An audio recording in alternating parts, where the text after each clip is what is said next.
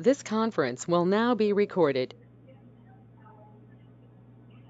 To everyone who is listening to this recording after the fact, welcome. We are just starting this up a little bit in advance of everyone joining us so that we will have a recording that starts from the very beginning.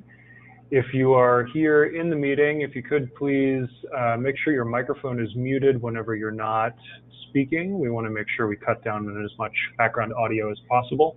And if you have any questions, my name is Eli. I'm happy to help with any tech support or other things that you might need.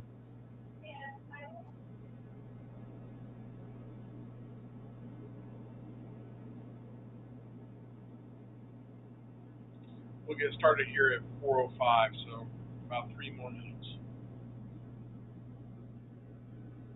Welcome, Ellen. Good to see you. Marty. Hi. How's everyone? Wonderful. Officer Keeney, thanks for joining us. Glad to be on board, guys. Rick was busy out with Officer Pavlovic delivering toys with the Kansas City Fraternal Order Police to some of our needy. That's awesome.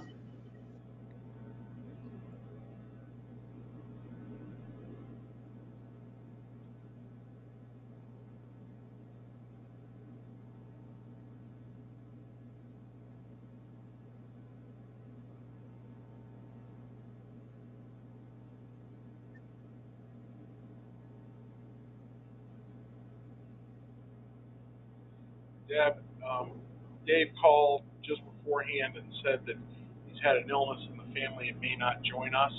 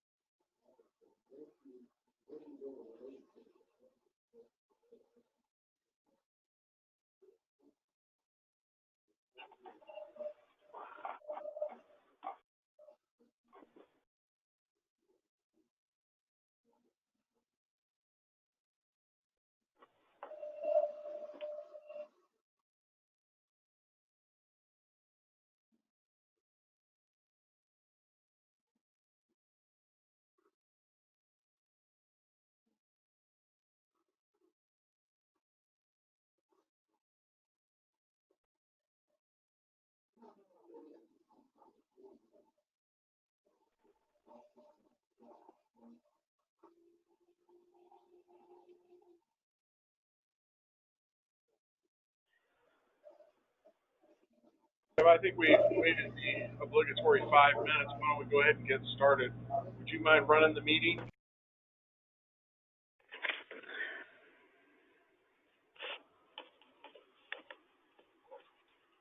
Are you talking to me, Ed?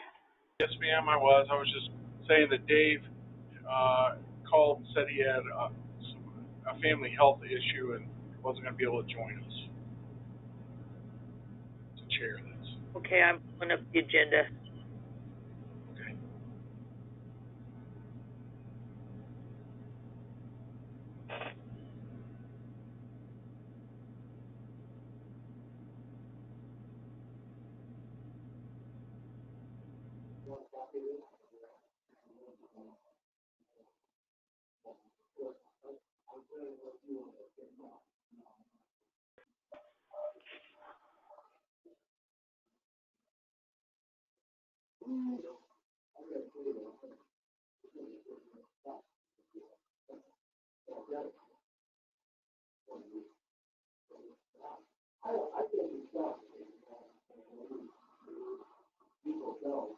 I'm not finding the agenda. Make it, shall we? Yes, I can go over. Did you send it to me? Yep. Did you send it to me, Ed?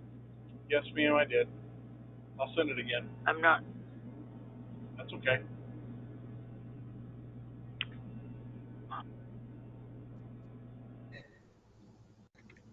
This is Marty.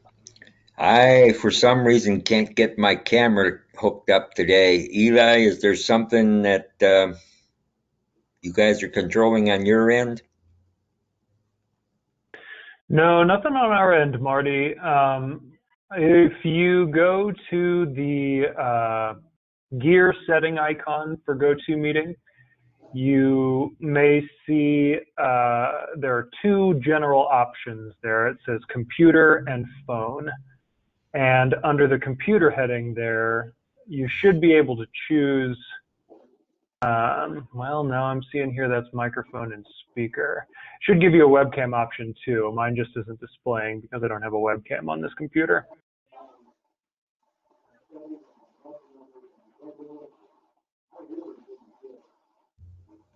Okay, welcome everybody.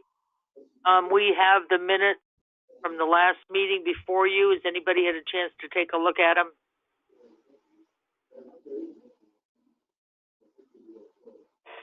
Oh, there's Dave. All right, good. Great.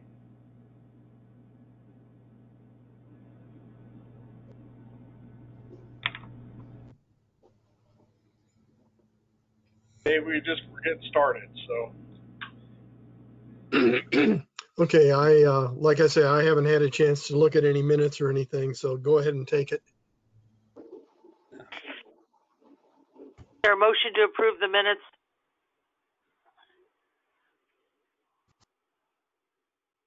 So We don't have moved. a very good turnout today.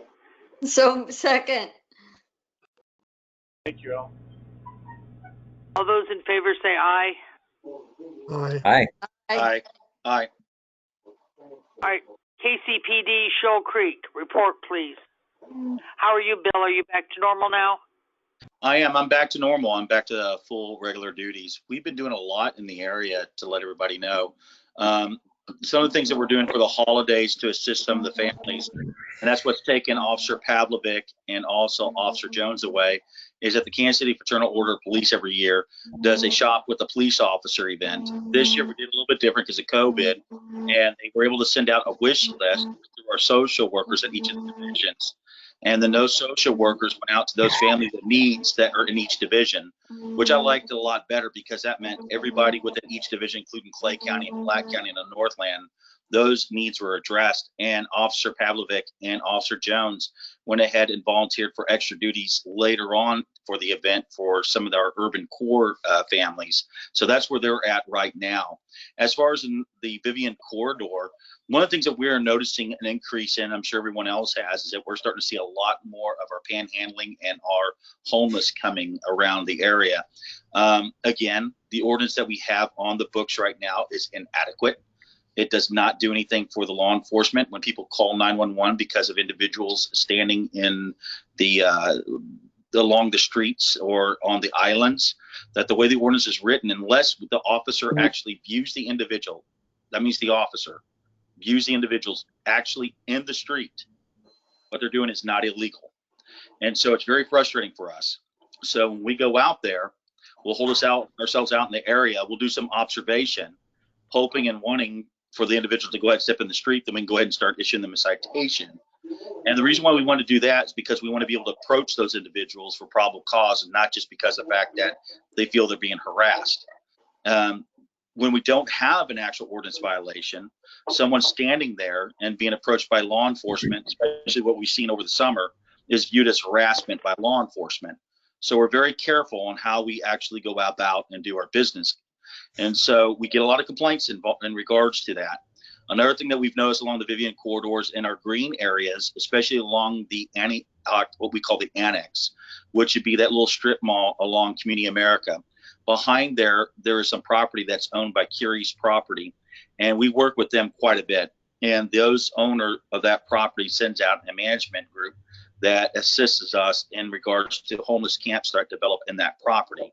And each time that we have those homeless camps, we go in there, let them know they're trespassing. And because of the fact of COVID, we don't just kick them out right away. Instead, we give them an eviction process of 24 hours to go ahead and relocate.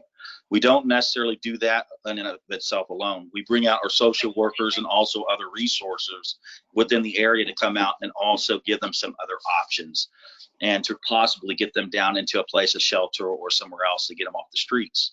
The last time we did this, it was only about the end of August. There were several of the individuals that did have warrants for narcotics. So, of course, we go ahead and execute the arrest for those warrants and take them in regards to those. And a couple of the other individuals there did take us up on our offer, and we were able to get them to some shelters and get some help. Officer Jones is working hard with that company and was able to get some keys and also some added gates and fencing around that property. But that hasn't deterred them. We're still finding places where they're sneaking in. So this coming Tuesday, Officer Jones is going to be doing a follow-up also with a project officer who we've kind of assigned for that PMs and overnight to be able to assist us. And we're going to go out there and meet with the property managers and see what else we can do to kind of to not only curtail, but take care of the problem of them camping that area. Another thing that we're seeing a lot in the area and also bleeding into our neighborhoods is theft from autos is up again.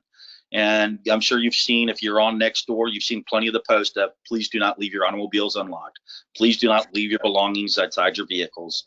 And even though that you would think with the pandemic that shopping would be on the decrease and that we wouldn't have as many people out shopping and probably doing more online shopping, we still have those that do shop that do leave a lot of goodies inside their vehicles as they're shopping. And we're seeing an increase of things being stolen out of people's vehicles. And majority of the time when we go there, that they end up being unlocked. We're still having some problems with auto theft in the area. They still are targeting our F-350s and our F-150s. So it's generally our Ford pickup trucks that they are targeting. A couple of them have been used in conjunction with theft of catalytic converters. Now the catalytic converters, we've got a task force because that's gone metropolitan wide.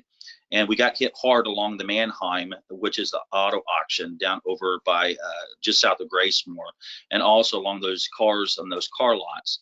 And so we have a security council that works with Officer Jones and I, and we've gone out and made sure there's been extra patrols, and we've been working with their security to make sure that we do follow-ups and get any kind of video sent out to the metro-wide task force. Since doing that, we've now gotten some good leads. We can't get into any neat details into the investigation, but right now we've got a joint task force that might be executing some search warrants and making some arrests in the next month or two. So we're hoping that in and of itself will curtail or get rid of the catalytic converters and also possible some of the auto theft problems that we're having.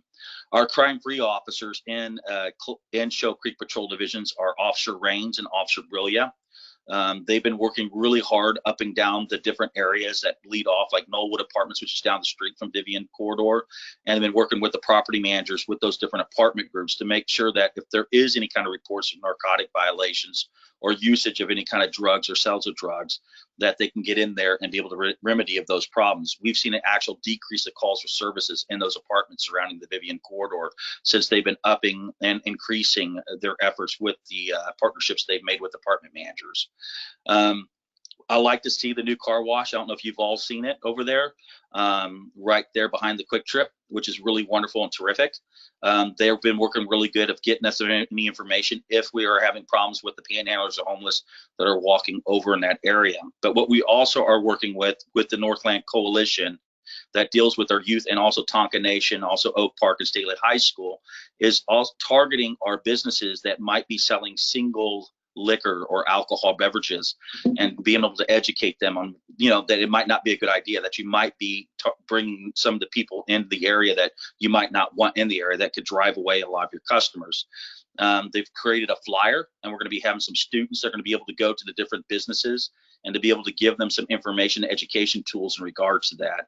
We're also working with them to create a flyer for the preventing teens and young people from soliciting people or individuals around the area to go in and buy them alcohol, because of that. We want to make sure that during this pandemic and also during the holidays that we're not going to end up having those problems, those issues. I know I've given you guys quite an earful. I don't know if that's everything that Officer Jones gives you, but if you have any questions, feel free to go ahead and ask, and I will try to answer them best as possible. If I don't know the answer, I did leave my email in the chat area, so you can be able to email me directly, and I can answer that question possibly through an email. Thank you. Officer Keeney, this is Ellen Todd. I'm with Curry Real Estate Services, and we own the Antioch Annex and the ground behind there. And I really just wanted to thank you and Officer Jones for your assistance recently and ongoing. And we're looking forward to meeting with him next Tuesday and seeing what else we might be able to do, because it really has become quite an issue all along the corridor. And we're not only having the homeless, we're also having vandalism, people trying to break into the businesses there or actually getting in. So we really appreciate the assistance. I did want to let you know that we drove that property, the ground, yesterday, and we don't see any evidence of the homeless making camp. But we're looking forward to meeting with Officer Jones on Tuesday. And if there's anything we can do to help in any other way, we're all ears. Happy to do it. Yeah, and you guys have been really wonderful in assisting us, and we're looking forward to that conversation. Officer Jones, before he left, he wanted to make sure that you knew that, and also the group here in Vivion Corridor, that it's partners and also those businesses such as Curry that really make our job a lot easier, and also it makes it a lot better for our law enforcement officers to have those kind of connections. So you will be meeting, the Curry group will be meeting some of the other officers that patrol at night, and Officer Jones is setting that up with their supervisor. Oh, that's great. Thank you very much. You are welcome. Officer Keeney, do you think any of this activity is tied to that bus stop? You know, Deb, that's a great question, and I would argue, through my experience as a law enforcement officer for over 24 years, and then also working the different areas throughout the city, that whenever that we see a direct lines that take you down from the downtown area and are able to drop you off into feeder areas, that we do see an increase of people. Now, this morning, every morning I go out and I do what's called a mail run for the Chivalry Patrol Division. And what that entitles is that any of the information that needs to be brought down into the city or headquarters, I bring all that, hand carry it to the different elements down there, which gives me a great opportunity to be able to patrol. And I've been purposefully diverting my route instead of just driving the highway, but to drive down and around those areas, those targeted areas, especially our bus stops. And Deb, to answer your question, I know it's a long-winded answer, but I watched just this morning quite a few of them getting off the bus and then walking over to their destinations. So that is a concern. You know, some of them are coming from a shelter, but majority of them are coming from homes south of the river and also in different areas in the Southland. Do you think a camera around that bus stop would help? You know, I think it would be a great thing that we could probably get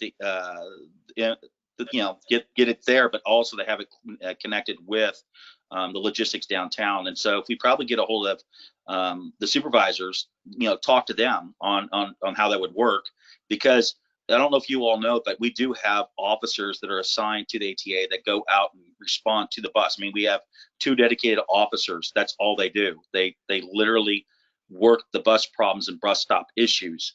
And so if you have a camera system that's live and fed, and they have access, they can be able to watch it, then what happens is they dispatch out those officers pretty quickly. And to answer that question, Deb, that I know they've had them in different areas. And so when I do see an issue or problem, now I like the European model better personally, but I don't know if we have it here. I'm kind of ignorant.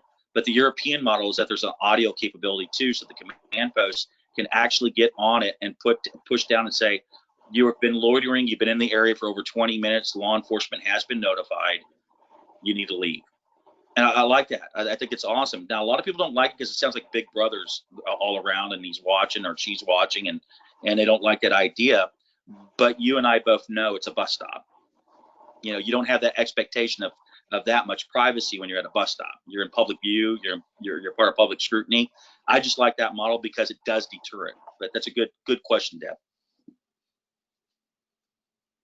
Well, we really, as we work real hard to at least maintain and improve Antioch and Vivion, just the appearance of the panhandlers and the trash they leave behind and approaching people for donations or whatever you want to call it.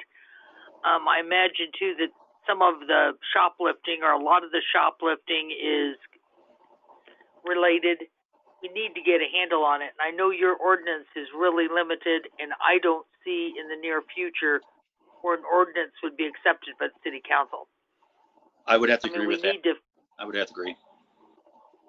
Is there any way we can educate the public, say, all you doing is give them drug money or alcohol money and quit doing it?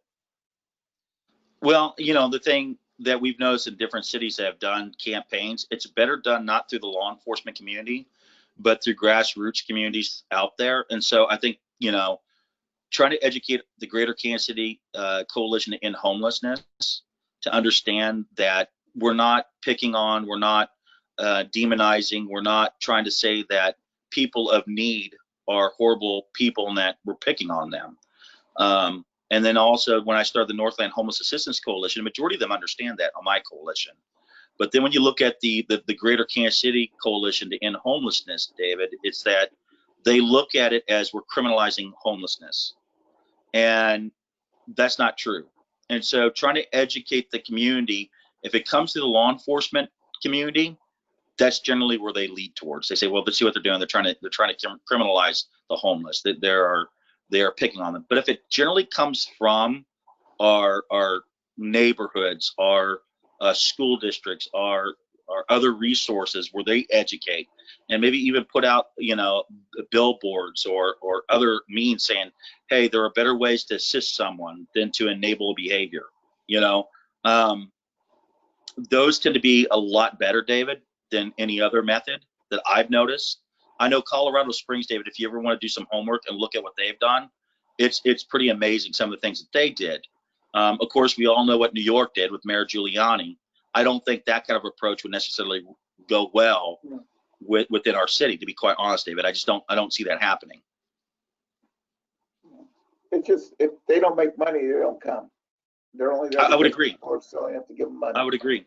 You know, one of the things that I always tell people, and I know it's a metaphoric and it's not trying to be religious or what have you, but I said, you know, there's a story about a gentleman that's sitting on the side of the road, and this gentleman's all beat up and he just looks really rough, and he's just sitting there on the side of the road. One person comes by and ignores him. Another person comes by and ignores him. Another person comes by, throws some money down at him, pats his chest and says, look how great I am, and walks off. Now, could you imagine if the Bible wrote the Good Samaritan story that way? But instead, the way it's written is that the Good Samaritan actually takes the person, takes them out of that environment, actually mends them right there, takes them away from that environment, takes them to a place. In that place, the Good Samaritan actually gives money for their future and for their future needs. And quite honestly, that is what we need to educate. That it's not about just throwing money to make ourselves feel better about a human being, but it's to educate the community to say, hey, listen, if it is a person in need, I'm not going to guess what's going on in that person's life, but if it is a person in need, that there are plenty of cards that have been given to them. There are plenty of church groups that have come by and given them information. In the Northland, you all should be proud. You have plenty of resources through our churches and food resource banks and all kinds of providers that belong to the Northland Homeless Coalition. And I give out that information to those individuals.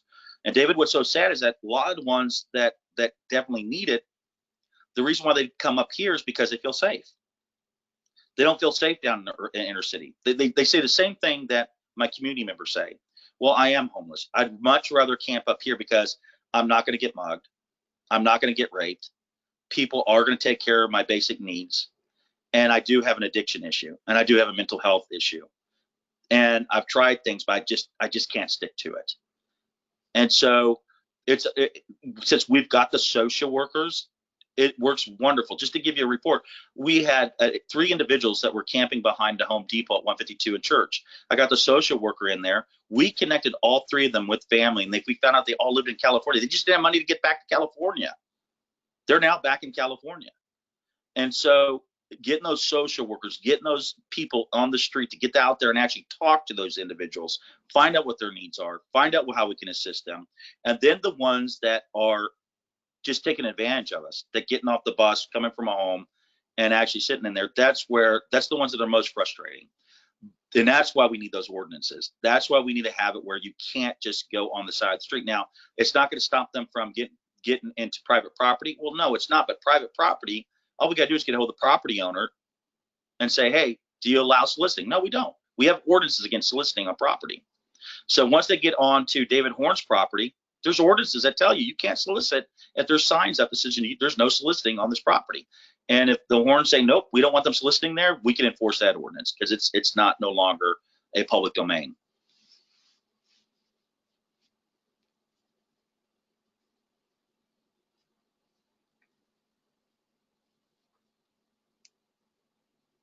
Any other questions on that? Comments? I've typed a couple into the chat thing. I'll look at them.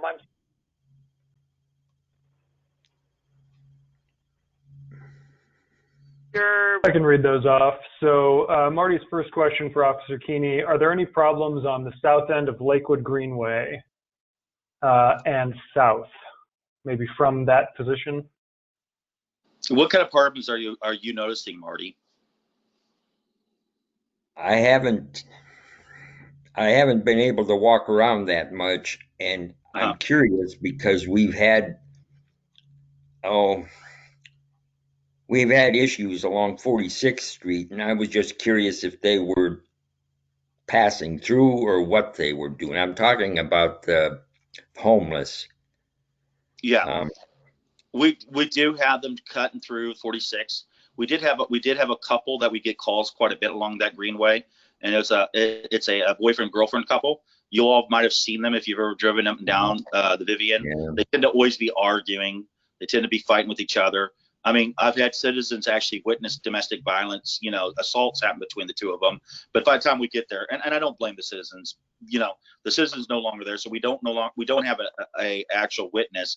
And then when we interview them, of course they're going to say, no, we're not fighting. No, I don't know no, they're lying. They just don't like us being around. And so, yeah, and so it's one of those things. If we could prove one of them assaulting the other one, then what we could do is we end up going ahead and writing a domestic violence assault against the one that actually assaulted the other one.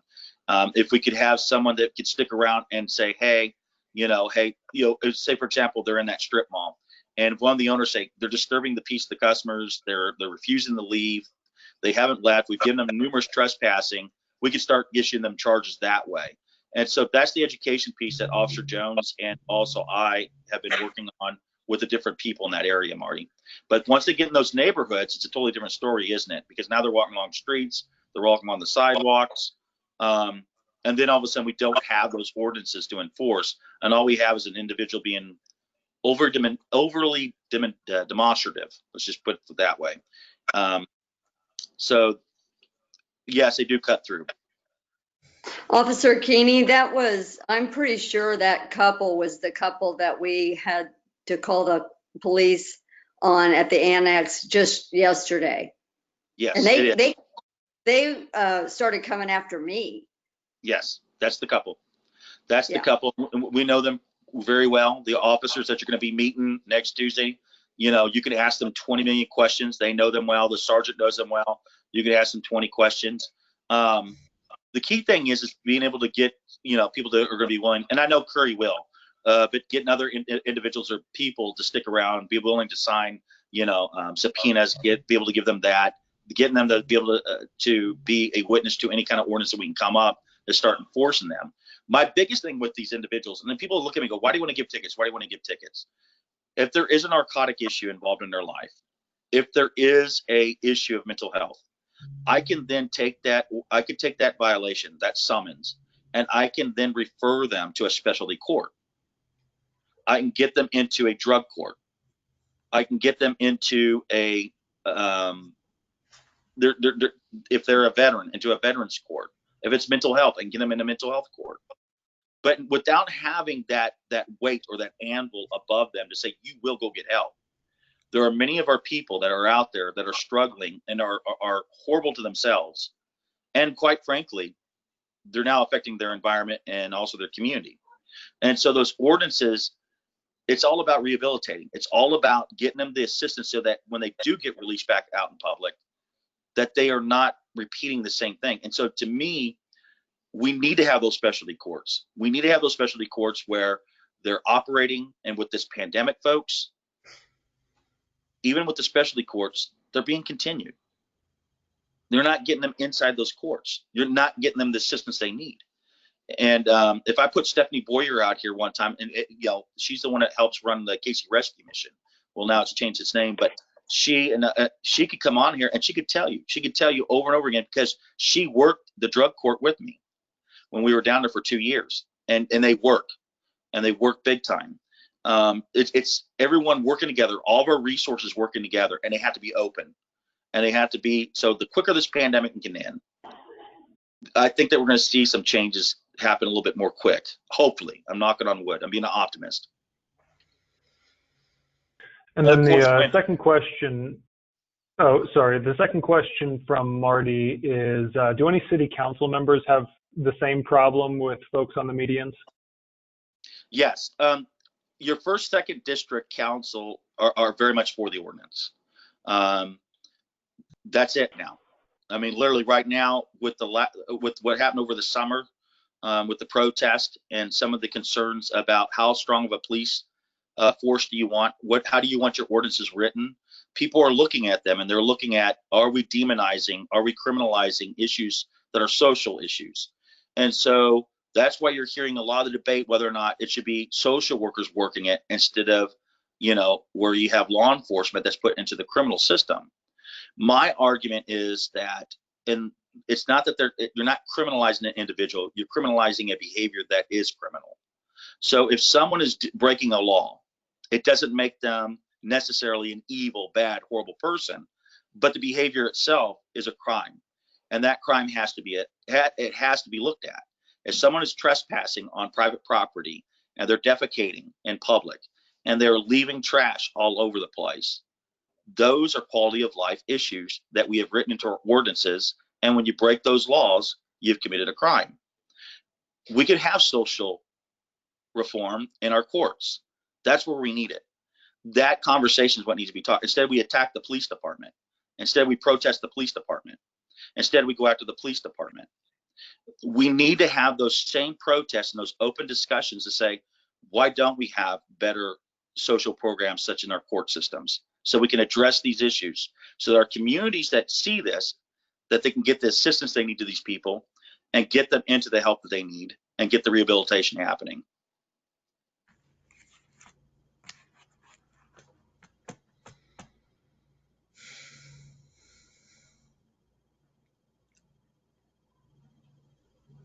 Okay, pull up the agenda here.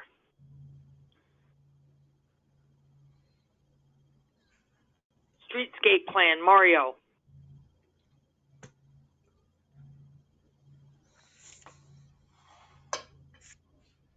Yeah, good afternoon, everyone.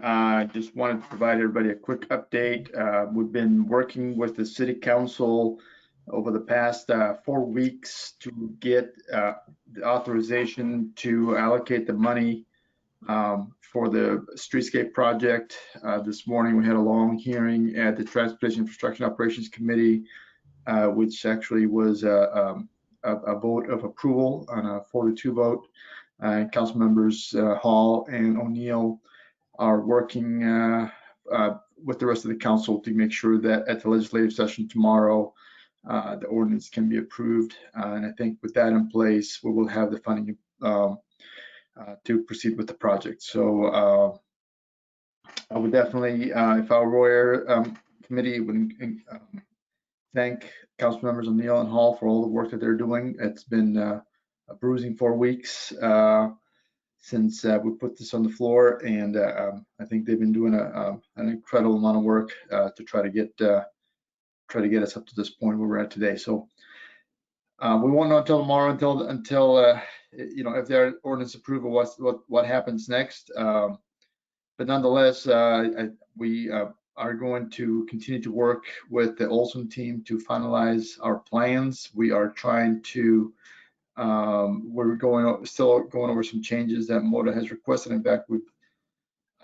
have posed some additional challenges to MODA to see if we can find ways to make sure that our project can be delivered within the budgets that we have provided. So we are working through those. So I'm going to guess in January we'll come back to the committee with revisions to our plans, and we can begin the next phase of our project, which is the delineating easements, any easements that we might need, and then moving forward into a final design phase so we can get ready for construction in 2022, which is our target date. Are there any questions? Yeah, what was the vote at committee this morning? We had the vote was to approve an ordinance to authorize the contract. It would the agreement. It would also allocate $500,000 from the general obligation funds from 2018 that were actually unspent and idle, and it need to be expended. The vote was 4-2 vote. The 2 nays were the mayor and Councilman Shields. So supporting the ordinance were Councilman Robinson, Councilman Bunch, Councilman Moore, and Councilman O'Neill. So that was the way that one broke down. Hoping that by tomorrow, I think we can get a little clarity. I think most of the resistance by those who were not in favor of the ordinance had to deal with maybe the sort of, I'm going to say convoluted, but the long-term nature of what the project looks and the finances associated with it. So I think I provided the council members Hall and O'Neill some detailed breakdowns on when funding is being allocated and which years, and I think with that information, we're hopeful that the rest of the council, including maybe even the mayor or Councilman Shields, can be in support of the ordinance tomorrow. What was their objection? I think one of the biggest things is really using money that had been set aside for what I would call like a coordination effort between water services and public works for a picture, if you will, a project that it needs to be done, but it may need some stormwater improvements or water main improvements. And then we find that the water services is not prepared to go forward. So that money, about $500,000 had been set aside to do that kind of coordination work. The reality is that whenever we are doing these kind of major capital projects, we're always engaging water services, and they're always coming to the table with their own funding sources. So it ends up being that the money that it was in the 2018 bond issuance was unspent and unused. That is funding that we are proposing to apply for this project. Obviously, the rest of the council or some of the council feels that everybody should have equal consideration for any funds that are found maybe idle and unspent. And that's one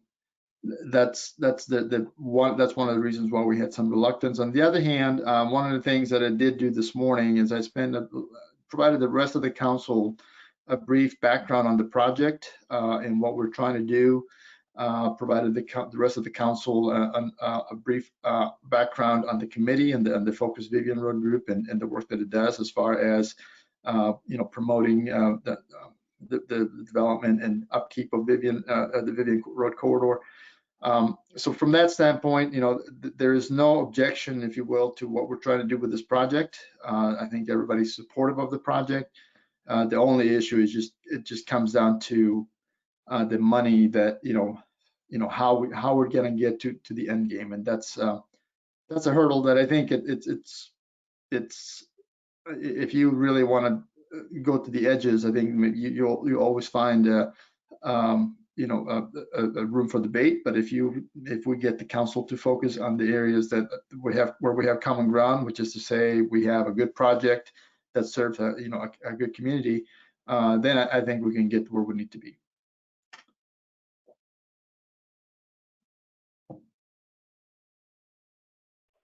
Anybody else have anything on that? Thank you, Mario. I know you've been a real champion for this project. It's appreciated. Yeah, thank you all. And one thing I will say, and I would maybe it goes unsaid, maybe continue to do this a bit frequently, but I would maybe suggest to the committee, to the Focus Vivion Road group, to maybe put something about your story and how you do and what you do, as far as not just being an advocate for infrastructure, but also being an advocate for some of the issues that we were talking about, public safety, mental health, crime prevention, property maintenance. It may go a long way to let the rest of the council know that these aren't things that just happen in a vacuum, that there is actually a long-term effort to try to make a corridor vibrant. And then, it might be redundant, but like I said, it doesn't hurt to tell your story. So that's one thought that I just had as I was listening to the conversation regarding some of the issues that were being discussed. Thank you, Mario. Anybody else? Can I ask a quick question? You bet. Were there any council members this morning that were totally unaware of what was happening up here?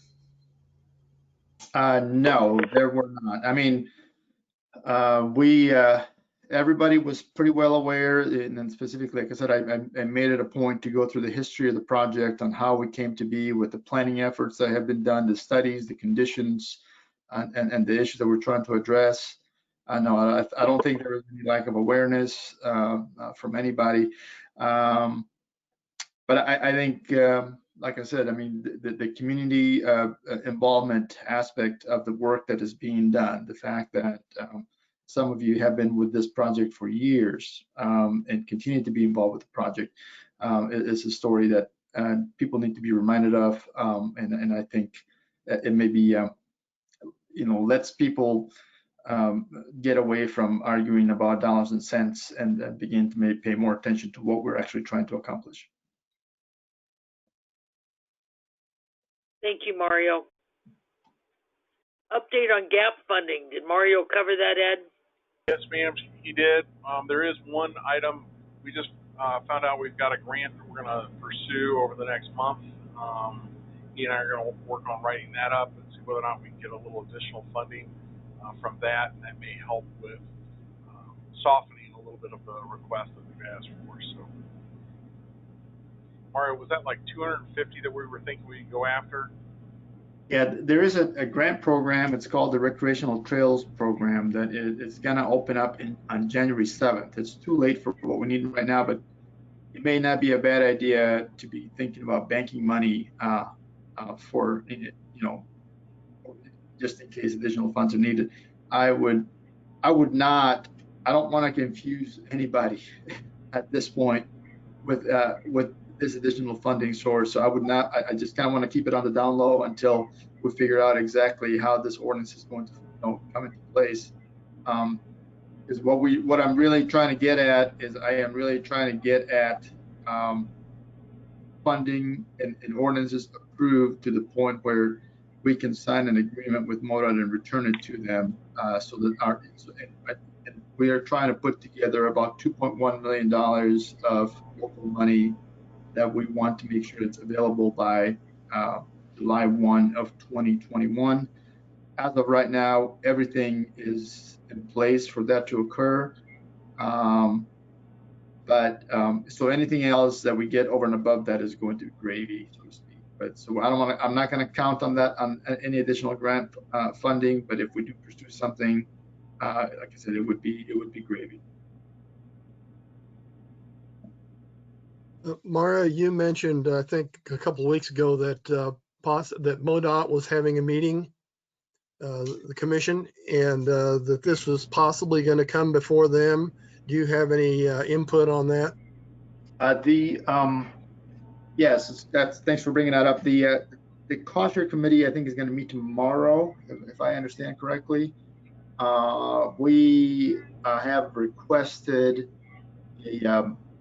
I think we want to make sure that our funding is going to be in place for when we are ready to move forward with the project. We've requested an extension to to MoDOT's request for us to return the signed agreement to them by our deadline was November the 12th, but the committee meets tomorrow. So we have I requested them to extend that deadline to us for January the 12th. We're buying a little bit of time. We're trying to wrap everything up tomorrow.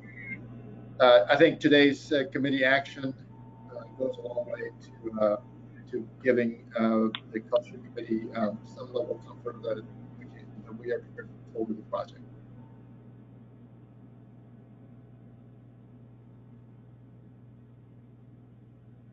Did that answer your question? Thank you, Mario.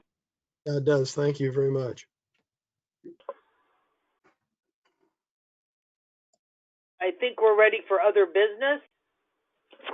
Anyone else have anything? I just am curious what the status is on the path.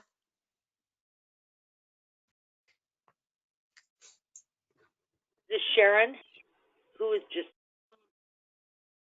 Yes, this is Sharon. I know it looks like it's getting pretty well completed. I mean, a lot of work being done. I'm just didn't know what our status was.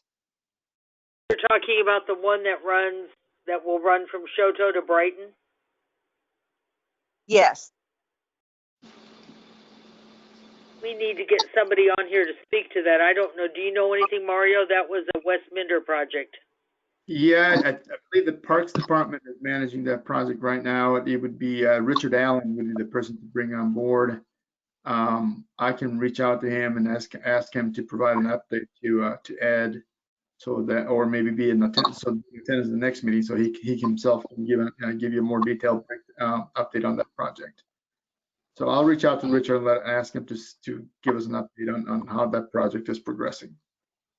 I know that I've worked with a lot of the community members that are in that neighborhood, especially between Jackson and also to Indiana. And I've had a few people kind of complain because, like Marty was saying, seeing the homeless that were going along 46, they've been talking about how they've been going down along that pathway. And I told them, to be quite frank and honest with them, is that it's actually easier now with that pathway on us law enforcement, because it's historically always had a lot of camping going up and down that creek, and people didn't know about it. But now that they're opening up and they're working it, it's easier to be seen. We knew about it because we'd go back there and we'd find them and we'd chase them off because there's ordinances against it because they're on park property. We're excited about it. I know I went down there, Deb, and also whoever was asking, just last week, and they've got it all paid. You know, they got the base done from Indiana to Jackson. There are some places where it's not done. It hasn't been paved or it hasn't been concrete in that area. But the leaders going in from Jackson into the pathway, they've all been done. Then you get over towards the Indiana side, the leaders going in and around and underneath the bridge, those have all been done. It's now been, you could see it's dirt path, but you could see the widening going all the way down in between there. As far as on the other side, going from Indiana to Shoto, I didn't walk that one, just to let you guys know. 673 to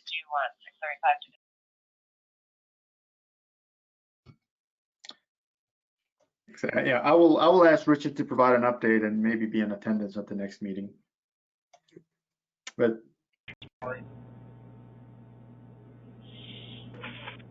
Well, by the time this group meets again, Ann and I will have a new address. That address is 5340 North Shoto. It is the old Burlington Coat Factory, or if you go back before that, the old Macy's. We are really excited about the move. We're in the process now of taking boxes. Furniture will be moved next Monday, and we will open full-time for business on January 4th. Very exciting. Maybe you could take us on a virtual tour next time. We are going to try to put together a virtual tour and hopefully include some a dedication for the conference room. I'm going to have to get much smarter about virtual stuff, though. Deb? I hope everyone else stayed healthy. I know Officer Keeney had COVID. Anybody else? Families are all okay? Well, I hope everyone has a wonderful Christmas. Stay safe, relax, and we'll see you after the new year.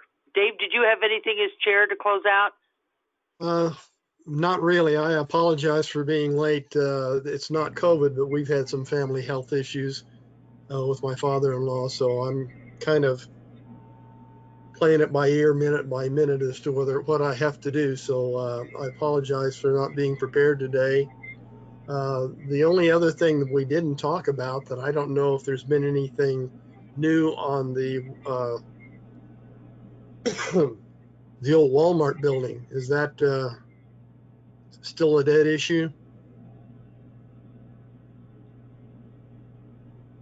The old Kmart. Walmart building. Kmart. Kmart. Dave Slater, have you had any more conversations? I talked to a young lady today, and her husband's with Niles Communications, and they're kind of they do local sports, but they also are in technology. And we talked about making that a virtual gaming place, and they're supposed to reach out to me, and hopefully, if they're interested, we'll get some people put together a tour. Dave, I'll let you know. You can make it happen.